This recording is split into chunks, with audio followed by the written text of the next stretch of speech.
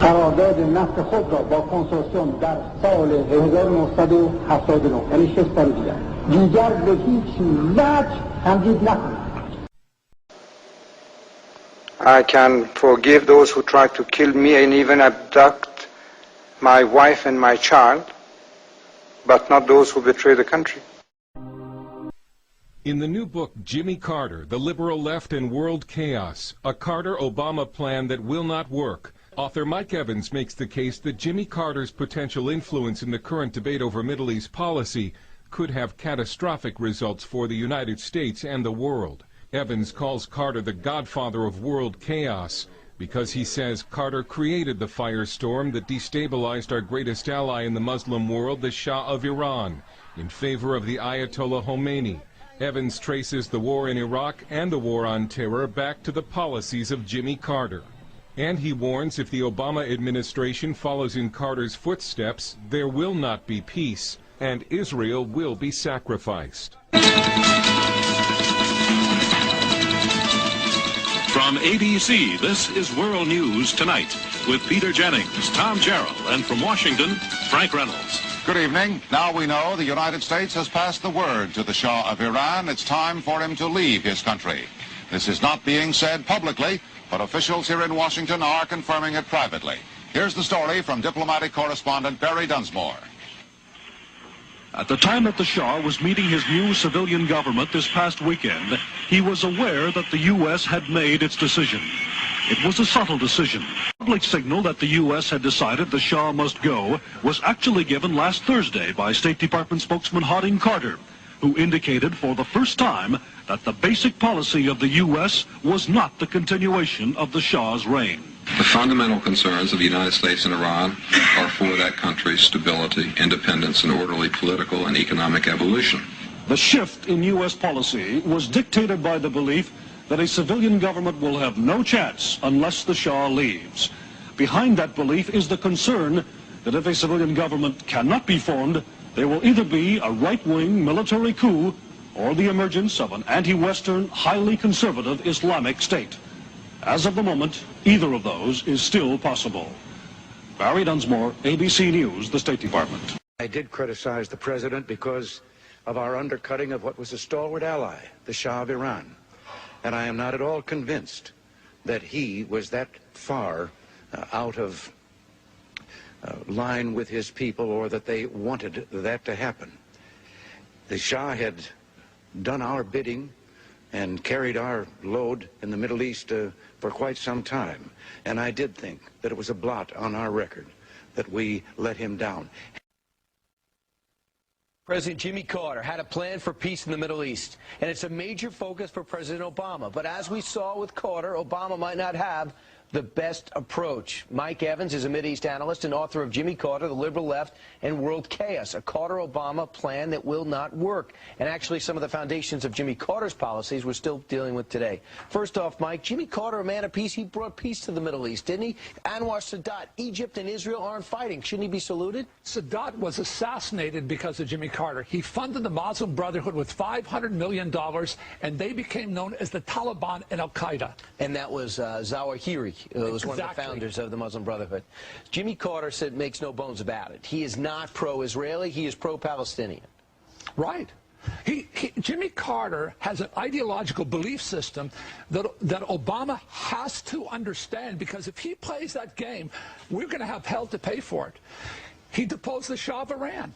He conspired through a Guadeloupe summit to overthrow the Shah of Iran. The president of France told me he was a bastard of conscience. He showed up in Guadeloupe with the French and the Germans and told us. And next thing you know, the Ayatollah Khomeni comes over from France, takes over, and nothing's been the same in that region. But how does that relate to Barack Obama? With terrorists and journalists. Peter Jennings was on the plane, Air France. How does it relate to Obama? Obama has an ideological worldview similar to Jimmy Carter. Talk to Iran. Talk to our enemies. Reason with these people. This is really, see, Jimmy Carter rejected preemption. He rejected the Nixon doctrine. By the way, he was elected on change and hope, and he ran against an unpopular president and an unpopular war. Watergate, Vietnam, Nixon. and the funding of what we now known as Al-Qaeda really started during the Carter years. Listen, when Carter conspired to overthrow the Shah, and he succeeded, the Empress of Iran, Farah, told me, when he succeeded, Brezhnev said, if you do this, we will invade Afghanistan. They did. The invasion, the Shah told his wife, I fear that horror will come upon the world if he does this, because I fear that the Russians will invade Afghanistan, and Saddam Hussein will invade us, and the radical Islamics will become an epidemic, and they did. The dilemma that most people don't understand about Jimmy Carter, they say, what happened with 9/11? Why did we get into this mess? But what they don't understand, this man believed, he actually believed in these radical organizations as he does today, and he was funding Khmeni out of Paris through the CIA. He was supporting this operation through a man called Yazdi. He was getting him into power, working with the President of France, working with the German Chancellor and the British. He was organizing, orchestrating a revolution that he thought was going to transform the world in Iran. It did. It did indeed. Most Americans don't know is that in 1976, President Jimmy Carter orchestrated the change of power in Iran that replaced the Shah of Iran with a government led by Ayatollah Khmeni. I tell the entire shocking story about this in my new book, Jimmy Carter, The Liberal Left in World Chaos. I detail how a single decision made in the name of false hope changed the entire structure of the Muslim world and led to the establishment of the fanatical extremist movement that is responsible for terrorism around the world today. The former President of the United States supported the funding of an Islamic cleric who attempted to assassinate America's strongest Muslim ally, the Shah of Iran, and birth an Islamic revolution. Sums of $150 million were being periodically transferred to Paris into the Ayatollah Khomeini's bank account while he was in exile with the assistance of the CIA. Carter told world leaders at a summit meeting of his plan to overthrow the Shah of Iran, and that Khmeni would be taking over and was a Gandhi-like figure. On April 1st of the following year, this Gandhi-like figure proclaimed the first day of the government of God in Iran. It was the birth of the Islamic Revolution. On Inauguration Day 1980 at 4:31 a.m., he secretly wire transferred $7.9 billion to buy the American hostages back after 144 days of humiliation.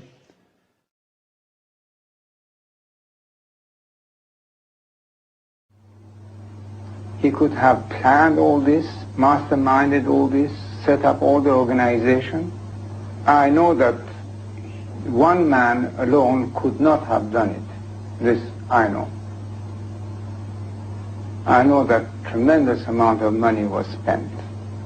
This also I know. I know that top experts in propaganda were used to show us like tyrants and monsters, and the other side as democratic, liberal revolutionaries who wanted to save the country. I know how mean the BBC, British Broadcasting Corporation, had been towards us. This I know, because we have all the files.